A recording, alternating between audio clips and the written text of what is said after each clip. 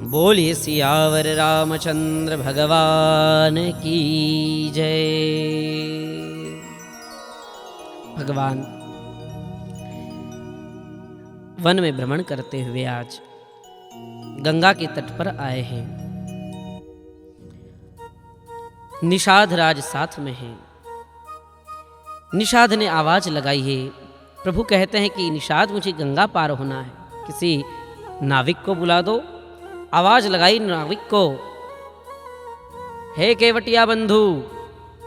केवट ने जैसे ही आज सुनी है पुकार को, समझ गया कि वह दिन आज आ गया है जिसका मुझे इंतजार था।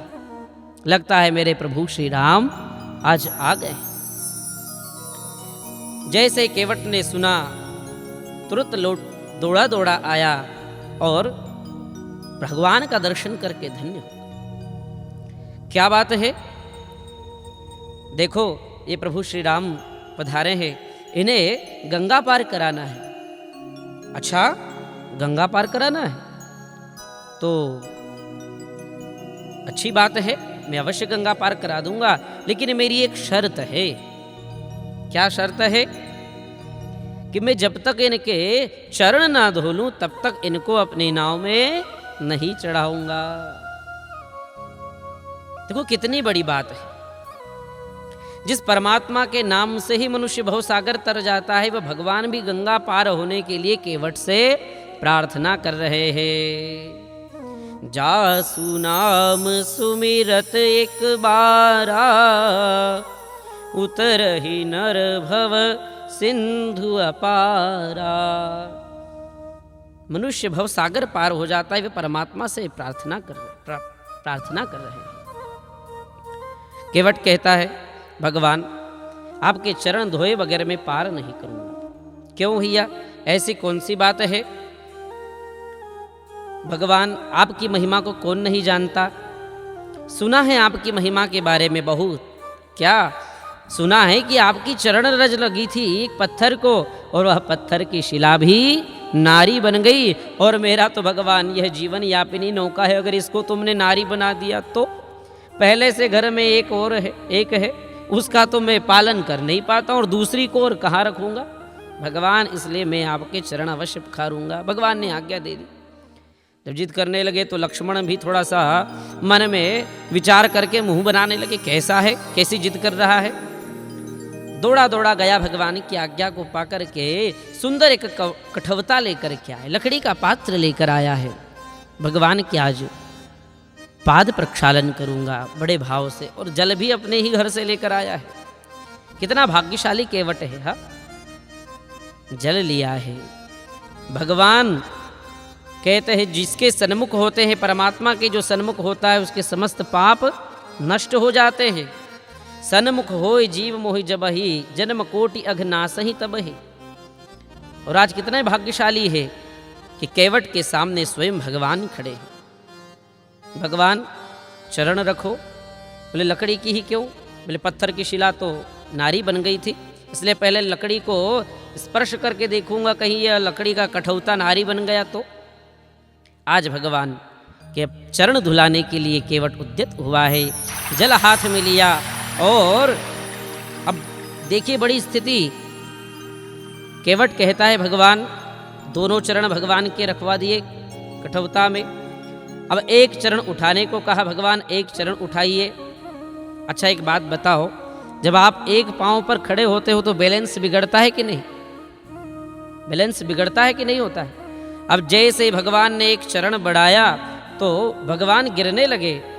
केवट से कहने लगे कि अरे केवट संभाल, मैं सहारा किसका लूंगा? भगवान से केवट कहता है, प्रभु आपको अगर सहारा लेना ही है तो आपकी जो कृपा के हाथ है मेरे शीश पर धर दो। आज बड़ा भाग्यशाली है, दोनों हाथ भगवान ने, राम जी ने केवट के माथे पर धरे हैं और बड़े भाव से आज पाद प्रक्षालन कराने लगे। पद कमल धोई चढ़ाई नाथ, न उतराई चहूं, न मैं उतराई ग्रहण भी नहीं करूंगा। भगवान के चरण प्रक्षालन करने लगे हैं। दोनों चरण राम जी के धुलाए। कहते हैं जानकी मैया के भी पाद प्रक्षालन किया, लखन लाला के भी पाद प्रक्षालन किया, और फिर भी केवट कहता है प्रभु अभी भी जल्दी जल्दी करो, जल्दी करो। नहीं नहीं, अभी ठहरो, पहले अपने पूर्वजों का तर्पण करूंगा।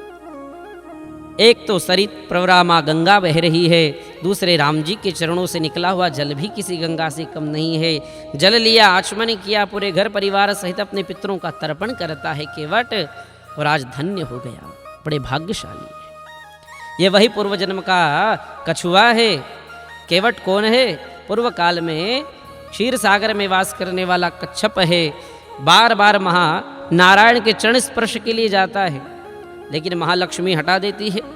ऊपर से शेष भगवान फुसकार मार देते हैं, आज यहाँ तेरा कोई काम नहीं है।